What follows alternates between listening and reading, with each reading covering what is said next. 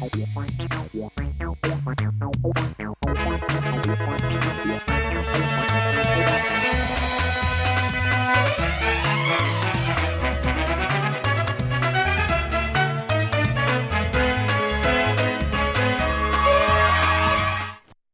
आप देख रहे हैं राष्ट्रीय समाचार। पहले बिना देर की एक नजर डालते हैं हेडलाइंस पर। लखनऊ में सीएम योगी ने लोक भवन में सरदार पटेल एम्पावरमेंट जोन की स्थापना पर की बैठक, सामाजिक और आर्थिक सशक्तिकरण पर दिया जोर। महाराष्ट्र में अजीतदादा पवार को भावभीनी अंतिम विदाई, सुनेत्रा पवार पर एनसीपी की कमान संभालने की जोरदार चर्चाएं तेज और राजनीतिक हलकों में बदलाव के संकेत। सूरत में गजेरा ग्रुप पर आईटी की सबसे बड़ी कार्यवाही, 30 से ज्यादा ठिकानों पर छापेमारी, भारी नकली ज्वेलरी जब्त, मेहुल चौकसी कनेक्शन की जांच तेज।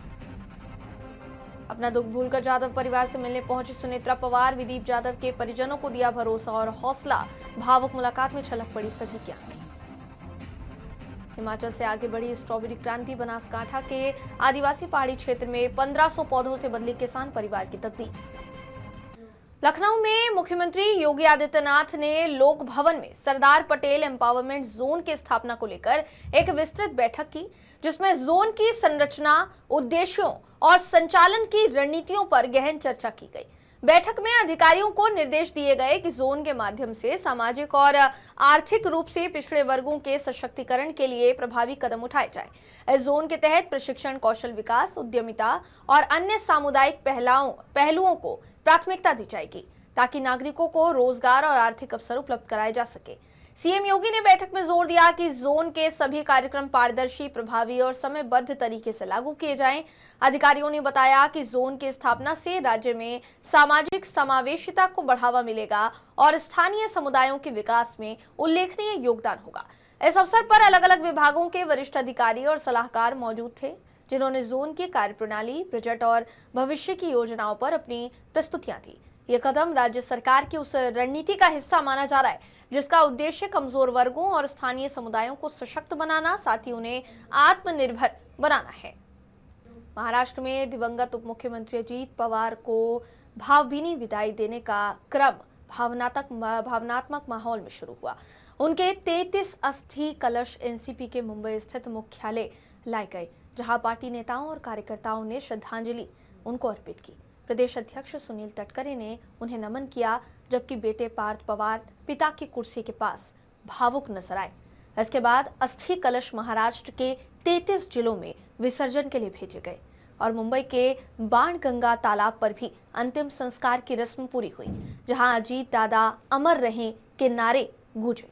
इस बीच राजनीतिक हलकों में चर्चा तेज है कि अजीत दादा के निधन के बाद उप मुख्यमंत्री बनी सुनेत्रा पवार को एनसीपी के राष्ट्रीय अध्यक्ष की जिम्मेदारी सौंपी जा सकती है और पार्टी के भीतर नेतृत्व परिवर्तन के संकेत साफ नजर आ रहे हैं।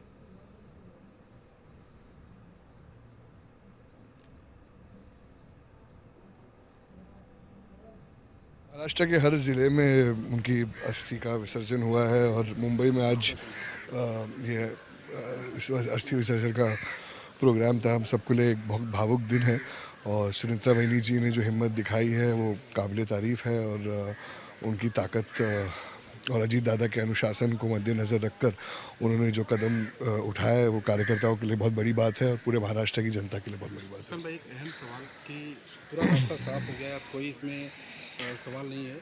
राष्ट्रीय अध्यक्ष पद पर सुनेत्रा भाभी विराजमान होंगी, सभी लोगों की मंशा भी यही है, आपका क्या कहना है? नहीं, देखिए, पार्टी का जो हाईकमांड का डिसीजन होगा वो सराखों पर है। सुनेत्रा बहनी जी ने तब अजीत दादा का हमेशा साथ दिया है और कठिन समय में भी और महाराष्ट्र के कठिन समय में वो हम सब के लिए खड़ी हुई है।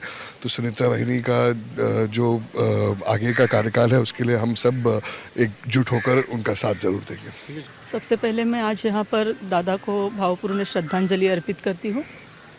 दादा सिर्फ राष्ट्रवादी परिवार के दादा नहीं थे, वो पूरे महाराष्ट्र के दादा थे। दादा के इस तरह अकस्मात जाने से जो महाराष्ट्र का नुकसान हुआ है वो किसी तौर पर किसी भी एक इंसान को मंजूर नहीं है। दादा हमारे दैवत थे। दादा जैसा ना कोई था, ना है, ना आगे भविष्य में कोई नेता हो सकता है।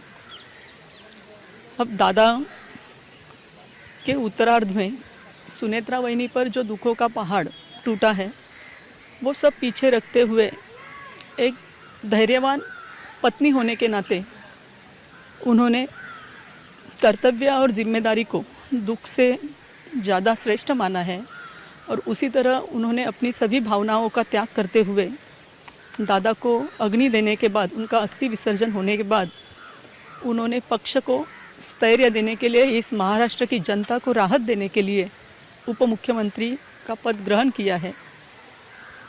ये पद हमारे लिए पद नहीं है, ये वहिनी के लिए कर्तव्य है, महाराष्ट्र के प्रति जिम्मेदारी है। और दादा ने जो लोकहित का वसा लिया था वो आगे चलाते हुए सुनेत्रा वहिनी आप देख रहे हैं आज विनीत जाधव जी के यहाँ पर भी पहुँची है। एक महिला होने के नाते पति के जाने का दुख क्या होता है ये हम महिलाएं समझ सकते हैं, लेकिन यह दुख उन्होंने भीतर ही दफन किया है और वो लोकहित के लिए आगे निकली है। हम सभी इस राष्ट्रवादी परिवार का एक हिस्सा होते हुए ये हमारा परिवार है और इस नाते राष्ट्रवादी कांग्रेस पार्टी के हर नेतागण, हर वरिष्ठ नेता और छोटे से छोटा एक एक कार्यकर्ता हम वहिनी के साथ इस लड़ाई में आगे शामिल है।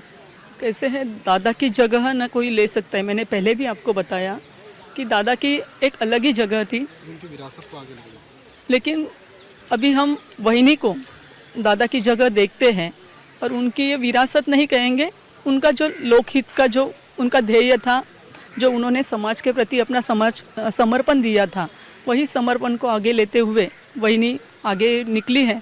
और मेरे ख्याल से राष्ट्रीय अध्यक्ष के स्थान पर हम पार्टी के कार्यकर्ता या पदाधिकारी होने के नाते वहिनी को ही देखना पसंद करेंगे और हम उनके साथ जुटे रहेंगे।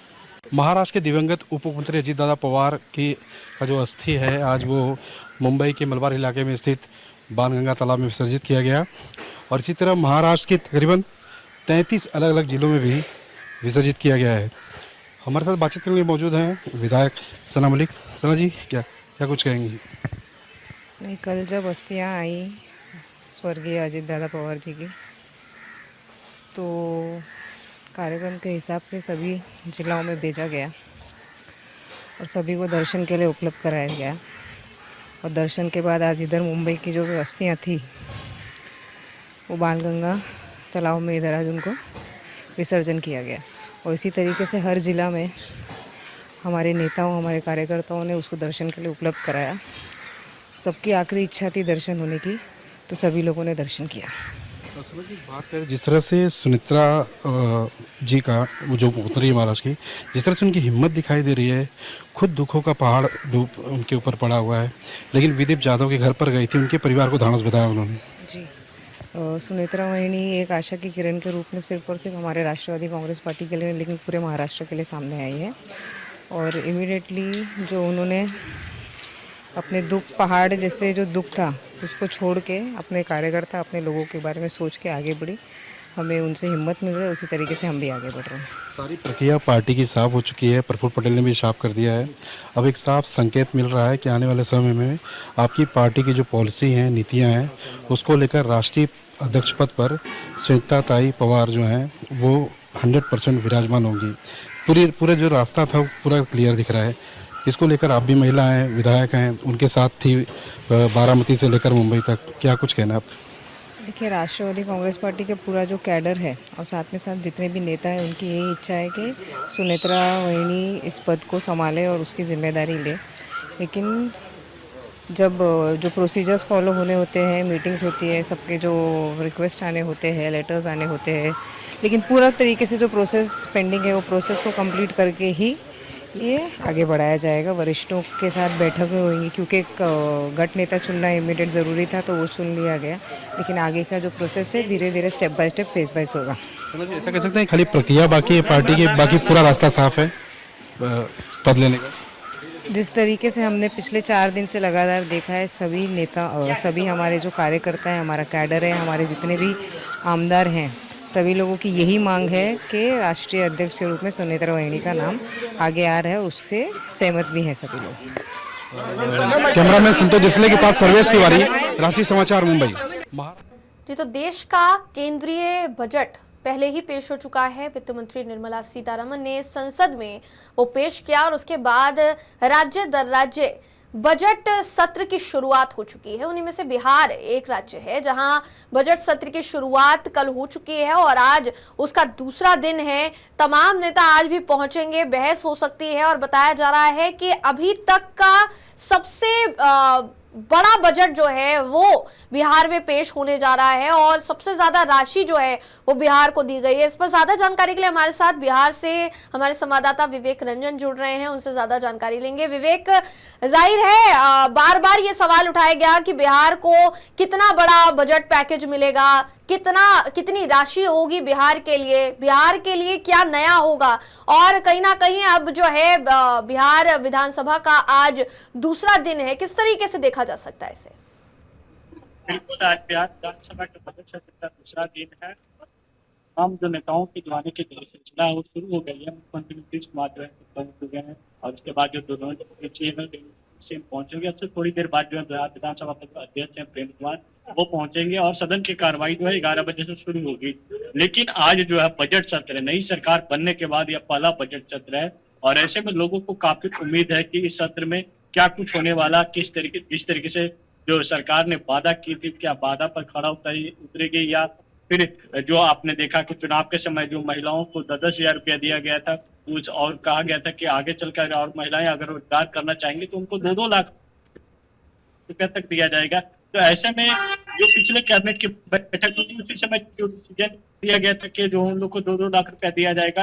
लेकिन अभी हम आपको बिहार कहाँ देख लेंगे, तमाम जो नेताओं की जो आने की ताकत है वो शुरू हो गई है और इस बार का जो बजट है वो ऐतिहासिक बजट होने वाला है। और साथ ही साथ कह सकते हैं कि इस बार नीतीश सरकार में सबसे वरिष्ठ मंत्री हैं वो विजेंद्र यादव के पास इस बार विभाग गया, वित्त विभाग, वही जो है 2 बजे जो बजट को पेश करेंगे सदन के पटल, दोनों सदन के पटल पे, और उसके बाद वो प्रेस कॉन्फ्रेंस करेंगे। अमूमन आप देखते होंगे कि इससे पहले जब वित्त मंत्री सम्राट चौधरी थे पिछली सरकार में, उन्होंने बजट पेश किया था, उसके बाद से ही जो दायरा था, वो बजट का जो दायरा था वो बढ़ा था। लगभग 3 लाख करोड़ 50,000 के समथिंग पिछले बार की बजट थी और इस बार उम्मीद जताया जा रहा है कि उससे ज्यादा होगा, 20 लाख के जो अधिक जो है ज्यादा होंगे। तो देखने वाली बात यह होगी कि जिस तरीके से विधानसभा चुनाव के समय जो सरकार की ओर से जो दावा की गई थी, उस दावा का यह पहला अग्नि परीक्षा बजट सत्र, और बजट सत्र में क्या कुछ लेकर बिहार के लेकर पिटारा खोला जा सकता है। इस तरीके से केंद्र की बजट आई, उसके बाद केंद्र के बजट को लेकर विपक्ष लगातार सवाल उठाते नजर आया। कल भी जब सदन की कार्रवाई शुरू हुई थी तो विपक्ष के लोगों ने कहा यह कि जिस तरीके से केंद्र के बजट से चला गया है तो उसी तरीके से बिहार का जो बजट आएगा उसमें भी कुछ होने वाला नहीं है। आपने देखा कि बिहार विधानसभा चुनाव के समय बम्पर जीत एनडीए को मिली, जिसके बाद ही से कयास लगाया जा रहा था कि जो इस बार जो है वो बजट और साथ ही साथ बिहार को कुछ बड़ा मिलने वाला है। केंद्र की बजट आई तो लोगों को उम्मीद थी कि बिहार को विशेष राज्य की दर्जा या फिर जो है विशेष पैकेज दी जाएगी, लेकिन उन पर लोगों को निराशा लगा और आज जो है बिहार विधानसभा 18वीं विधानसभा का यह पहला बजट सत्र है और आज बजट पेश किया जाएगा। उसके बाद देखने वाली बात होगी जिस तरीके से सरकार की ओर से दावा किया गया था वो क्या दावा पूरी तरीके से खड़ा उतरता है या नहीं। जी विवेक, यहाँ 4 लाख करोड़ के आसपास के बजट की बात कही जा रही है बिहार में जो बजट पेश होगा उसके लिए, ये अभी तक की सबसे बड़ी राशि मानी जा सकती है, क्योंकि जाहिर है लगातार जो अभी जैसा आपने कहा कि विशेष राज्य का दर्जा देने की बात बार बार विपक्ष की तरफ से उठाई गई है। अभी तक तेजस्वी यादव भी फ्रंट फुट पर नजर नहीं आए थे, लेकिन कल वो भी नजर आए, बेशक व्हीलचेयर पर जाते हुए एक अलग नजारा जो है वो देखने को मिला। लेकिन जैसा आपने भी जानकारी दी कि इस बार तेज प्रताप यादव नहीं रहने वाले, क्या आक्रामक हो सकता है कुछ मुद्दों पर विपक्ष, ये नजर आ सकता है आज के विधानसभा सत्र में? विवेक, बिल्कुल, कल जब सत्र की शुरुआत हुई उसी समय कांग्रेस के जो विधायक थे उन्होंने ये जो नीट छात्रा के मौत मामले को लेकर उन्होंने कहा था कि राज्यपाल के अभिभाषण में जो है इस बात को जिक्र किया जाए। लेकिन राज्यपाल का अभिभाषण, आपको भी पता होगा कि राज्यपाल की जो अभिभाषण है तो पहले से ही सरकार के द्वारा जो लिख कर दे दिया जाता है उसी को राज्यपाल पढ़ते हैं। और ऐसा में लेकर जब राज्यपाल की अभिभाषण हो रही थी तो उस समय भी विपक्ष के लोग लगातार सवाल उठा रहे थे। उनके अभिभाषण के पे सवाल खड़ा किया गया कि 2005 से सरकार तो चल रही है, लेकिन 2005 से 2025 के तक क्या कुछ किया गया बिहार के लिए, और साथ ही साथ 2005 से पहले का जिक्र क्यों किया जाता है? जो अभी मौजूदा सरकार चल रही है उनकी उपलब्धि तो गिनाना चाहिए ना।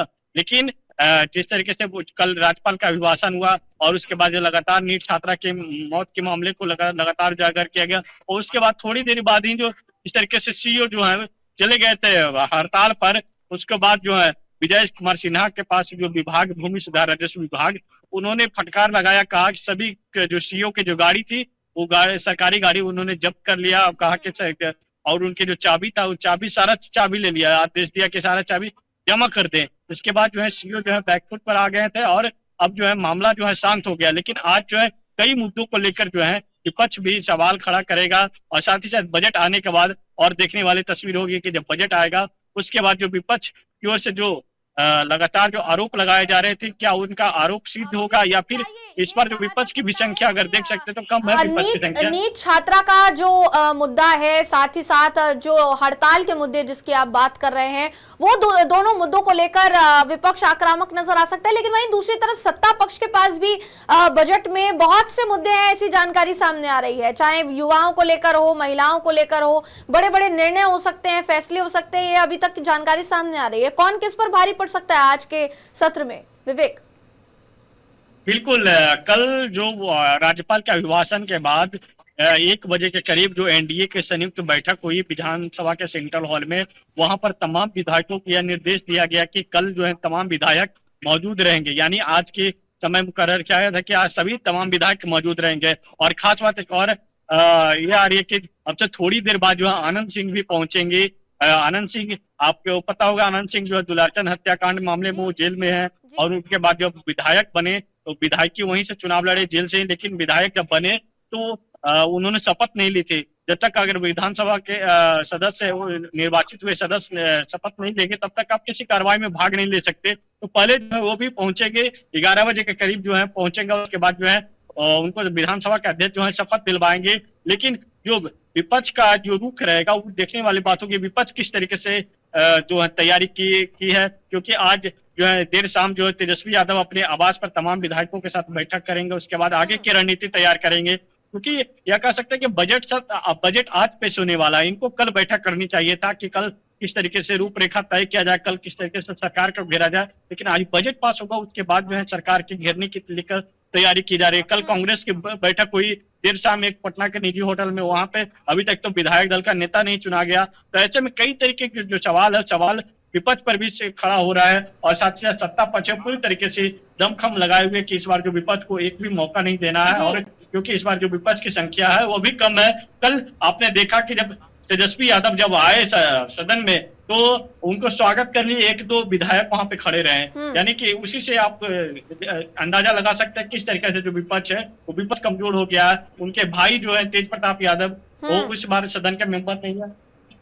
जो तमाम जो नेता है, तमाम नेता जो पहुंच गए हैं, और बिहार के डिप्टी सीएम जो है जी बिल्कुल वो भी पहुंचे हुए हैं, और इसके साथ साथ तमाम जो नेता है उनके भी जो पहुंचने की जो सिलसिला है वो शुरू हो गई है। जी विवेक, हम चाहेंगे कि आप जितने भी नेता पहुंच रहे हैं वहां पर उनसे बातचीत करने की कोशिश करें, और आज क्या मुद्दे होने वाले हैं वो जो है हमारे दर्शकों तक पहुंचाए। बहुत बहुत धन्यवाद। और आज पूरे दिन बजट सत्र पर चर्चा होगी तो उससे जुड़ी जानकारी हमारे दर्शकों तक पहुंचाते रहेंगे।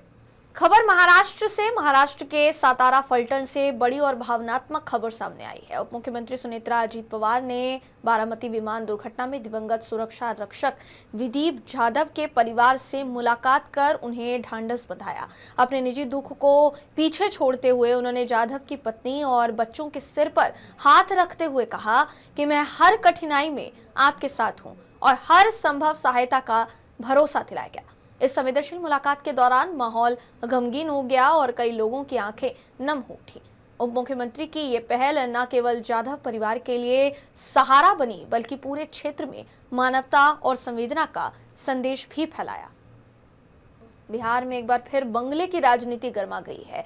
विधायिकी समाप्त होने के बाद तेज प्रताप यादव को सरकारी आवास खाली करने का नोटिस दिया गया और वही बंगला अब राज्य सरकार के मंत्री लखेंद्र पासवान को आवंटित कर दिया गया है। इस पूरे मामले पर प्रतिक्रिया देते हुए पूर्व मंत्री तेज प्रताप यादव ने बाकायदा प्रेस कॉन्फ्रेंस की और कहा कि जब उन्हें यह आवास मिला था तब पूरी तरह बंजर हालत में था, जिसे उन्होंने अपने प्रयास से रहने लायक बनाया है।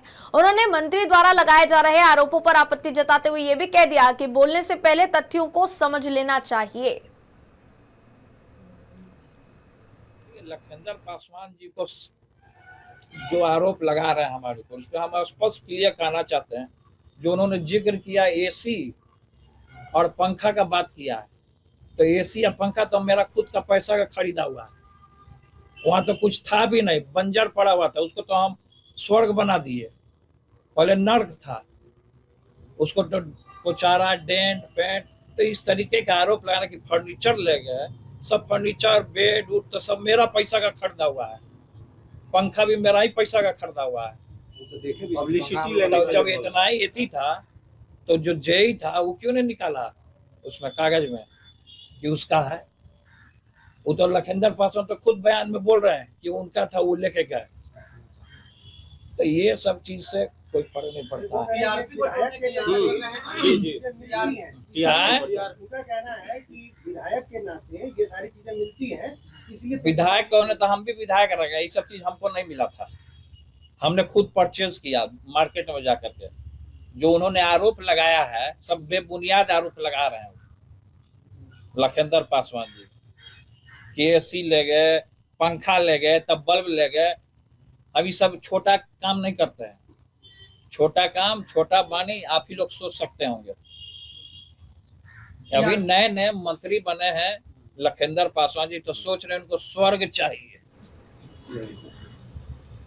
तो इसलिए संयमित रहें और कुर्सी का सम्मान करें। गोंदिया जिले में गर्मी की अनाज फसल की बुआई का मौसम अपने चरम पर है और खेतों में किसानों की गतिविधियां भी जोरों पर है। बुआई के बाद धान रोहिणी, निराई, गुड़ाई और पौधों की देखभाल के कामों को गति मिली है। जिले के कई गांवों में सुबह से ही खेतों में महिलाओं की बड़ी संख्या देखी जा रही है, जो निराई, खुरपनी और धान रोहिणी में जुटी हुई है। इस काम से ग्रामीण महिलाओं को रोजगार मिल रहा है और उनके परिवार की आय में भी वृद्धि हो रही है। किसान ये बताते हैं कि समय पर रोहिणी करने से फसल की पैदावार बेहतर होती है, इसलिए इसे विशेष तौर पर महत्व दिया जा रहा है। कड़ी धूप में भी मेहनत करती महिलाएं खेती को सिर्फ अन्न उत्पादन का साधन ही नहीं बल्कि ग्रामीण उपजीविका का महत्वपूर्ण आधार बना रही है। फिलहाल खबरों में बस इतना ही। खबरों का सिलसिला यूं ही जारी रहेगा। देश और दुनिया की तमाम खबरों के लिए देखते रहिए राष्ट्रीय समाचार।